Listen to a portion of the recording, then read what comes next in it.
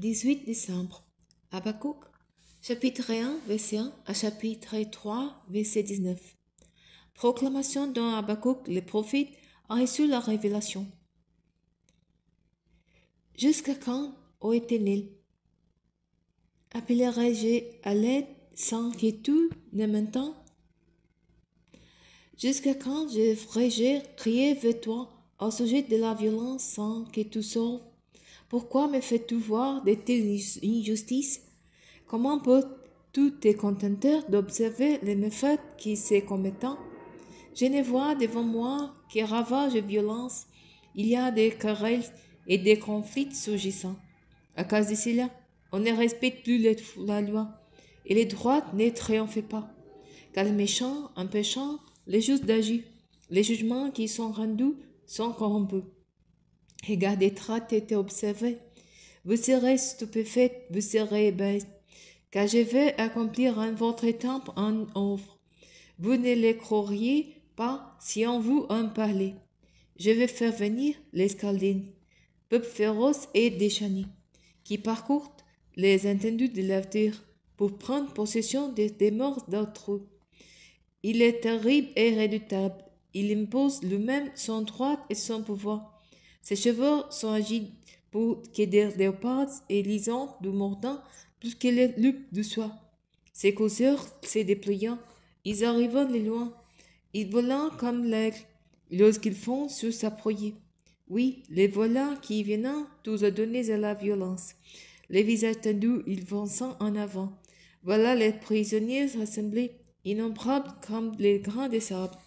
Partout, ces peuples traitent les rois avec mépris, et ils s'héritent des princes, ils s'héritent de toutes les forteresses. Ils livrent contre ils des terrasses, des sièges, et ça en part. Puis ils changent d'avis, et ils passent plus loin. Il s'est chargé des crimes. Lui qui est vu, sa force à son Dieu. N'es-tu pas depuis l'origine, ô Éternel? Tu es mon Dieu, mon sang, tu ne meurs pas. Ô Éternel, toi le rocher, c'est pour exécuter les jugements que tu as suscité ce peuple, et tu leur rendu faute pour qu'ils soient l'instrument du châtiment. Tes yeux sont bien trop pour supporter les vues du mal. Tu ne peux accepter des voix des méfaits se commettre. Pourquoi supportes-tu la vue des traîtres? Pourquoi gardes-tu les silences quand l'impie engloutit un plus juste qu'élu? Tu traites les humains, tout comme des poissons, ou comme des bestioles qui sont sans maître. Car les Chaldéens les prennent toute la maison. Il les drague dans son filet et les entasse dans sa nasse. Alors il se rajoute et il les ôte. Alors il offre à son filet des sacrifices. Il brûlait les lents en l'honneur de sa naisse. Car il obtient par os un péché abondant, des repas plentureux.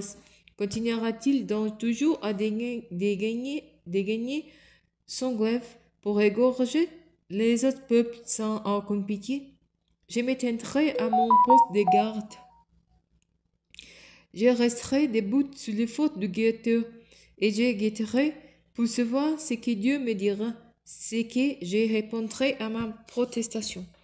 Et l'Éternel me répondit, écris cette révélation et grave-la sur les tablettes, de sorte que chaque lecteur la lise couramment. Car c'est une révélation qui porte sur un temps fixé, qui parlait de la fin, et n'est pas mensongère. Si l'Éternel peut retarder, attends-le patiemment, car il vient sûrement, il ne tardera pas. Si quelqu'un flanche, il n'est pas droit de cœur, mais le juste vivra grâce à sa foi. En effet, la richesse de ses bras, les guerriers orgueilleux, et il ne subsistera pas. Lui qui, tel les séjours des morts, ouvrait une large bouche, et qui, comme le mort, n'est jamais rassasié. Car il a jeté à ses conquêtes nation après nation, et il rassemble tous les peuples sous sa domination.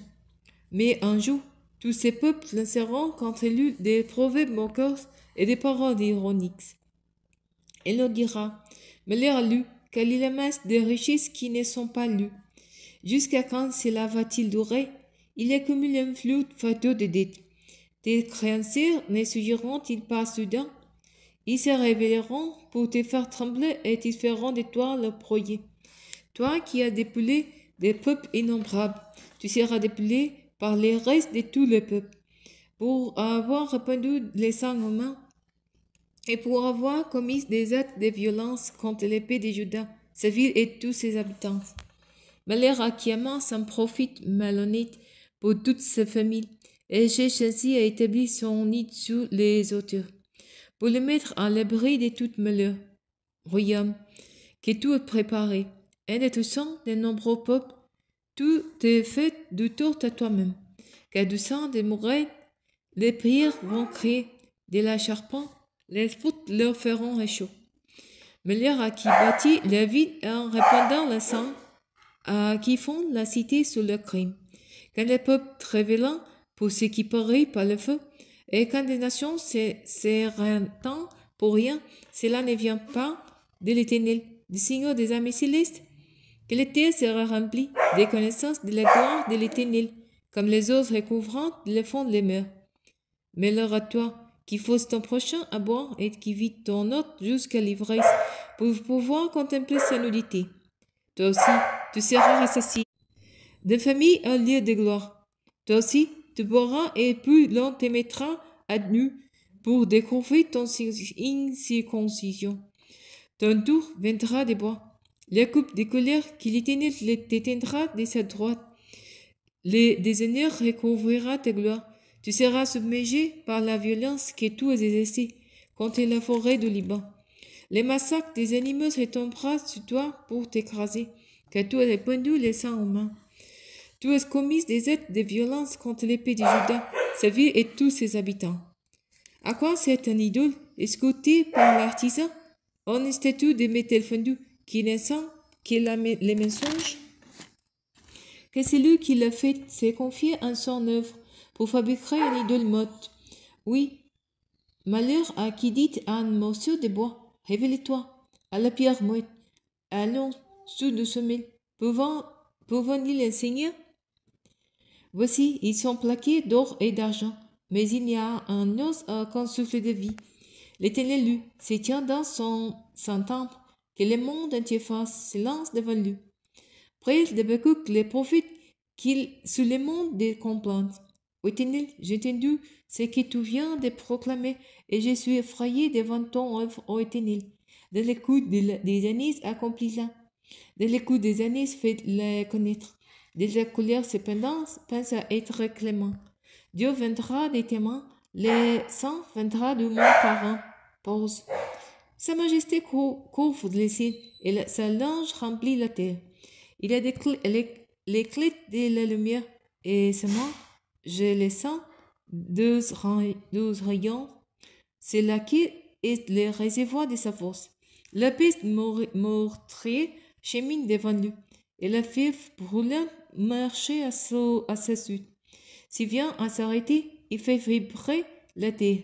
Quand il regarde, il ébranle les peuples. Les montagnes antiques sont disloquées et les collines des anciens temps s'effondrent. Il parcourt à nouveau les antiques ceintures.